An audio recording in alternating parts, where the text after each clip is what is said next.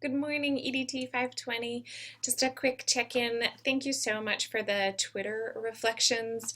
I've really enjoyed reading them and contrasting the experiences you've all been having. One thing that I've done, if you go into Google Classroom and you go over to our About page, and open the document that has all of our contact information, I've added a column for Twitter handle.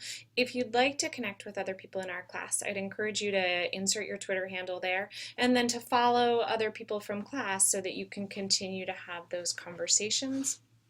We can use the hashtag, and I already have been, hashtag EDT520 to keep the conversations going, share resources with each other, and use that medium to continue to connect beyond the walls of this classroom.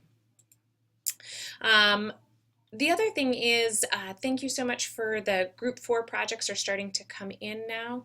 What I've done is on the stream in Google Classroom, I have added another page to this was your document with the critical tool review. I've added a page here with the projects that have been submitted thus far so that you can easily view them. If you haven't yet submitted, if you would include your link there as well. And I will be emailing you, your group members, the feedback for that project and then putting the grade into Blackboard as well.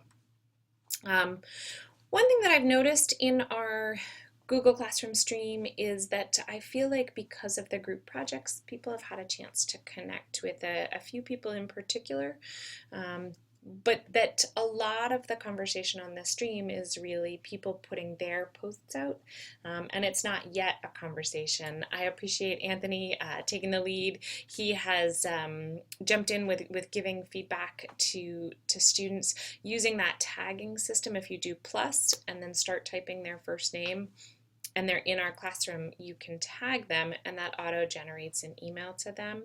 But really encourage you to think about how can we continue the conversations here so that it's not just posting out to space, but that it is moving the conversation forward. And it's not just a conversation between each student and me either, that it's also with the whole class. So encourage you to continue to work in that direction. I don't like the bean counting of you will respond to 3 people because I'd like it to be a little bit more organic than that. So hopefully we can move in that direction and you can feel like, okay, each week I can comment on a few people's posts to keep that going.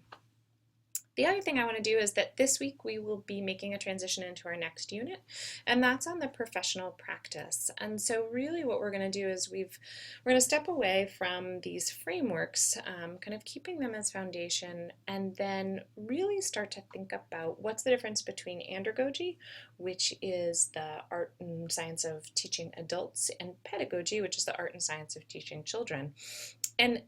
And how do those differences of adult and student learners impact the way we choose educational technology? So in week 5, the goal is to really get a foundation of what are these central differences. So you've got these foundational readings up here, and then you are going to have a weekly engagement task that Robin and Carrie have designed. It's excellent. That almost will become an outline to your number 5, the interactive reading response.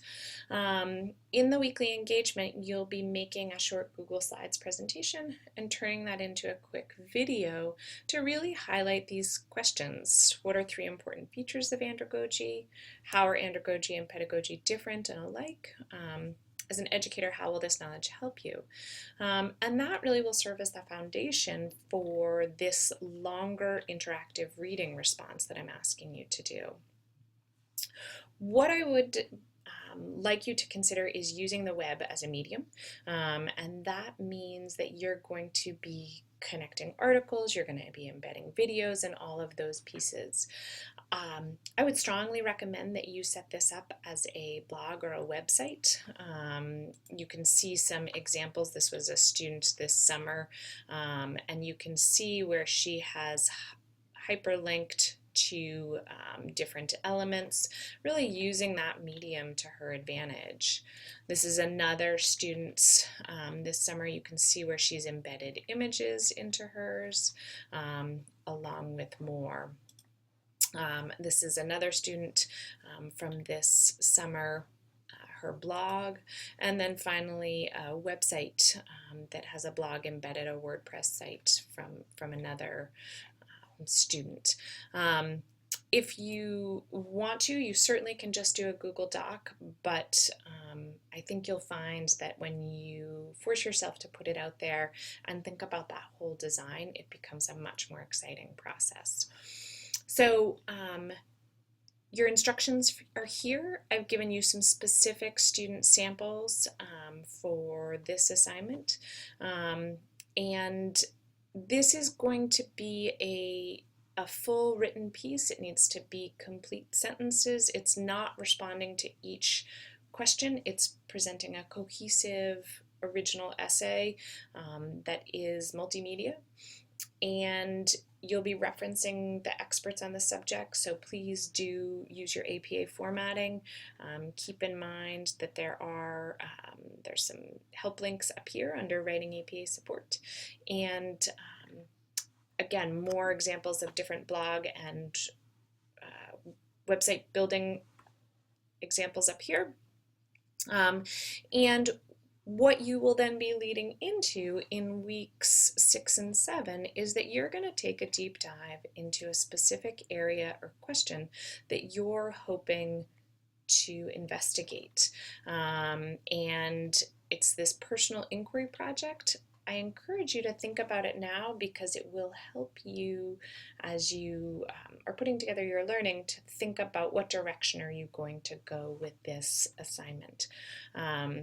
So there's some instructions in the weeks 6 and 7, and I look forward to any questions you might have.